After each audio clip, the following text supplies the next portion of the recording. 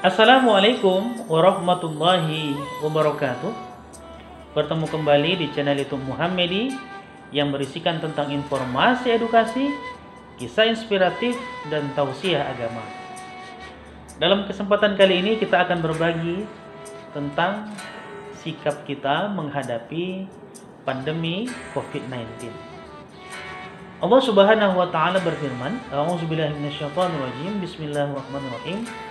Wa 'asa an takrahu syai'an wa huwa khairul lakum wa 'asa an tuhibbu syai'an wa huwa syarrul lakum wallahu ya'lamu wa antum la ta'lamun. Shadaqallahul azim. Artinya, boleh jadi kamu membenci sesuatu padahal sesuatu itu baik bagimu, atau sebaliknya boleh jadi kamu menyukai sesuatu padahal sesuatu itu buruk bagimu. Allah Maha mengetahui sementara kamu tidak mengetahui. Ayat ini menjelaskan tentang selalu ada hikmah di setiap kejadian. Baik kejadian itu kita benci atau kita sukai. Kenapa? Karena Allah Subhanahu wa taala berfirman, "Wa ma khalaqta hadza batila." Tidak ada sesuatu yang terjadi di dunia ini yang sia-sia. Pasti ada hikmah dari kejadian itu. Contoh, kita berjalan di lapangan yang luas, kemudian ada satu batu di lapangan itu, dan kan kita tidak melihatnya, kaki kita tersandung batu, luka dan sakit. Bisa dua tanggapan kita. Kalau kita bersuudzon kepada Allah, berprasangka buruk kepada Allah, kita menyalahkan Allah. Ya Allah, lapangan begitu luas, batu hanya satu dan kecil, kenapa kakiku harus tersandung batu ini? Seolah kita menyalahkan kondisi. Tapi dalam kondisi yang lebih baik, kita berhusnuzon kepada Allah. Barangkali kita pernah menendang seseorang sehingga orang tersakiti, sehingga untuk menghapuskan dosa itu, kaki kita ini tersandung batu dan rasa sakit itu menggugurkan dosa. Atau mungkin di satu saat kita pernah berjalan menuju tempat maksiat untuk menghapus dosa yang pernah kita lakukan karena kita membawa kaki ini ke tempat maksiat, akhirnya kaki kita tersandung batu. Sekarang dikembalikan kepada kita. Begitu juga dengan COVID-19.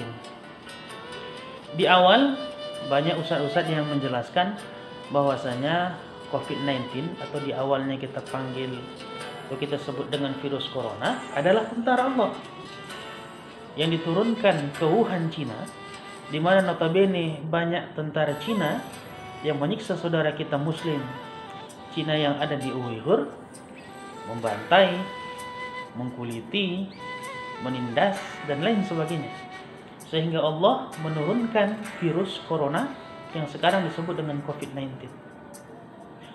Kalaulah virus itu hanya ada di Wuhan, Cina, atau hanya ada di Cina dan korbannya adalah orang-orang kafir, barangkali kita sampai sekarang sepakat kalau ini azab bagi mereka yang menyiksa saudara kita Muslim yang ada di Uighur. Tapi kenyataannya virus ini keluar dari Cina, hampir seluruh dunia mengalami pandemi. Banyak yang meninggal, banyak yang sakit, banyak yang tercederai karena virus ini. Sekarang bagaimana sikap kita? Apakah kita ingin bersuudzon, berprasangka buruk kepada Allah, atau berprasangka baik kepada Allah Subhanahu wa taala? Tentunya kita ingin berdamai dengan kondisi ini, walaupun kita lihat memang banyak yang menjadi korban, terutama di bidang ekonomi, pendidikan, kesehatan. Banyak perusahaan dan pengusaha yang menyatakan dirinya bangkrut. Kemudian sekolah-sekolah sampai sekarang masih tutup, belum boleh tatap muka. Dan yang paling parahnya, terutama mereka yang memiliki penyakit bawaan, begitu terkena virus corona, penyakitnya semakin parah dan tidak sedikit yang meninggal dunia. Dalam kesempatan kali ini, saya mengajak kita semua, yang pertama langkahnya dalam menghadapi corona ini adalah positive thinking. Apa maksudnya positive thinking? Mari mengambil hikmah dari kejadian ini. Apa hikmahnya? Kita diminta untuk menjaga kebersihan, kesehatan. Jangan buang sampah sembarangan. Kalau tangan kita jorok, sebelum kita memakan sesuatu, cuci dulu tangan agar bersih dan steril. Laki-laki dan perempuan yang bukan mahram tak boleh bersentuhan. Tidak boleh berkholwat. Tidak boleh berdua-duaan yang bukan mahramnya. Itulah yang dilihat dari social distancing dan physical distancing. Dan ingat, Islam punya syariat wudhu. Kalau selama ini kita menganggap wudhu itu hanya sebagai syarat sah sholat, mulai saat ini mari kita biasakan, bukan hanya ketika mau sholat kita berwudu, tapi kita selalu menjaga diri kita, kebersihan kita dengan selalu berwudu. Bagaimana caranya? Setelah kita ambil wudu, kita jaga kondisi kita dalam keadaan bersih. Kemudian silakan ketika masuk waktu sholat kita melaksanakan sholat.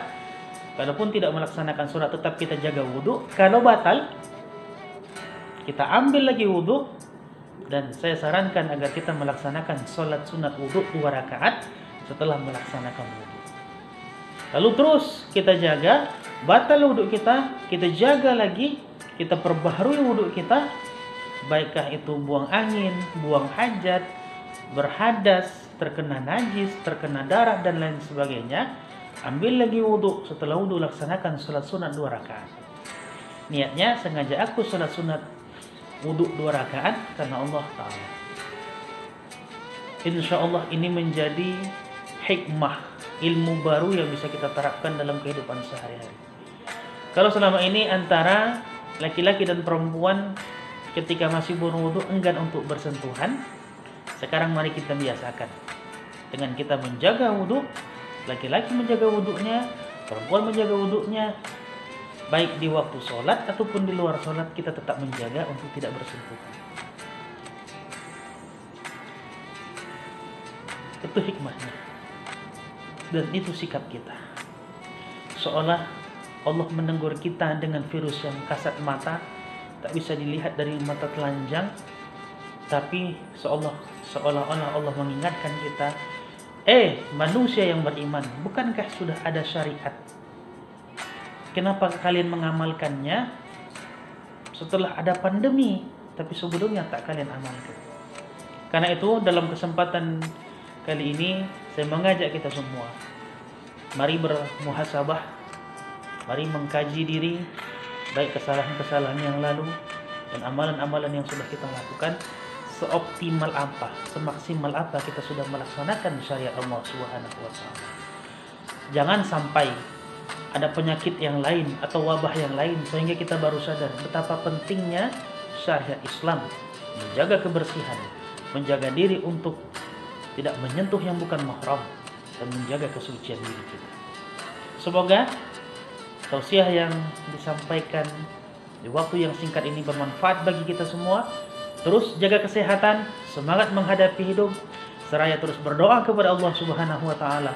Semoga pandemi ini segera berakhir dan kita dapat hidup normal kembali seperti biasa, sekolah buka kembali, semua tempat dapat kita nikmati bersama seperti sedia kala. Amin. Amin ya rabbal alamin. Mohon maaf jika ada khilaf dan salah. Terima kasih atas perhatiannya. Wallahu a'lam. Assalamualaikum warahmatullahi wabarakatuh.